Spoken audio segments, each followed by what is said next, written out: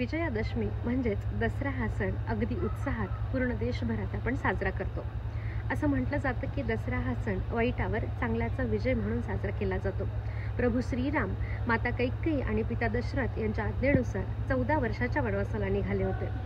भार्या सीता आणि बंधू लक्ष्मण यांच्यासोबत ते जंगलात राहत होते।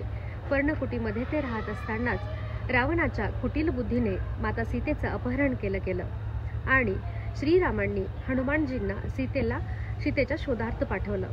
हनुमानजींनीही रावणाच्या लंकेमध्ये सीतेला शोधण्यात यश मिळवलं आणि रावणाला सांगितलं की रामाकडे सीता मातेला पाठवण्याची विनंती केली, परंतु हनुमानजींची विनंती नाकारून रावणाने स्वतःच्याच मृत्यूला आमंत्रण दिलं।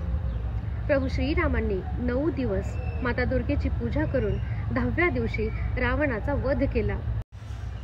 अशा पद्धतीने रावणाच्या वाईट विचारांवर रामाच्या चांगल्या विचारांचा विजय झाला। म्हणूनच हा दिवस वाईटावर चांगल्याचा विजय म्हणून आपण साजरा करतो।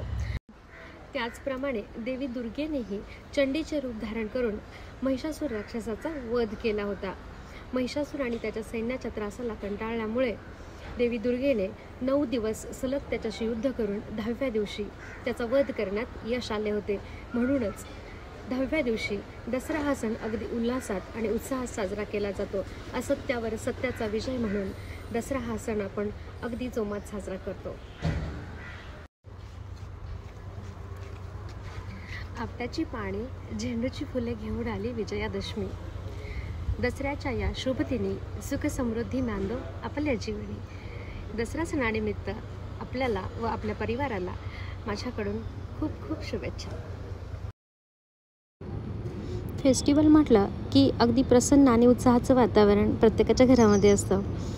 तर दसऱ्याच्या दिवशी अगदी सकाळी लवकर उठून पूजेची तयारी करायची होती।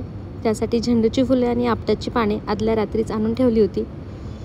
अर्ली मॉर्निंग फ्रेश मूडने पाठ्यपुस्तकांची, लॅपटॉपची पूजा करून घेतली आणि नंतर गाडीचेही पूजन करायचे होते।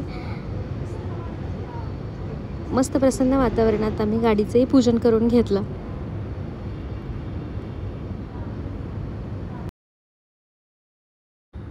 विजयादशमी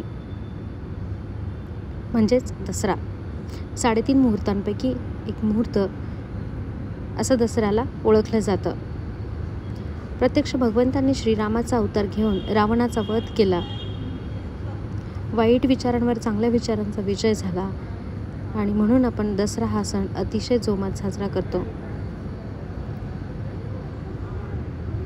तर दसऱ्या दिवशी शस्त्रपूजन करतात। शस्त्रपूजन, वाहनांचं पूजन, पाठ्यपुस्तकांचं पूजन आपण करतो। घरामध्ये स्वीट्स बनवलं जातं आणि आपट्याची पाने, सोनं वाटणं असं आपण त्याला म्हणतो। आपट्याची पाने एकमेकांना आदरपूर्वक देऊन एकमेकांचे आशीर्वाद आपण घेत असतो। अशाच पद्धतीने सर्व सण आपण आनंदाने आणि अतिशय प्रेमळपणाने साजरे करूयात। चला तर तुम्हा सर्वांना happy Dasara. Thank you, bye bye, Tata.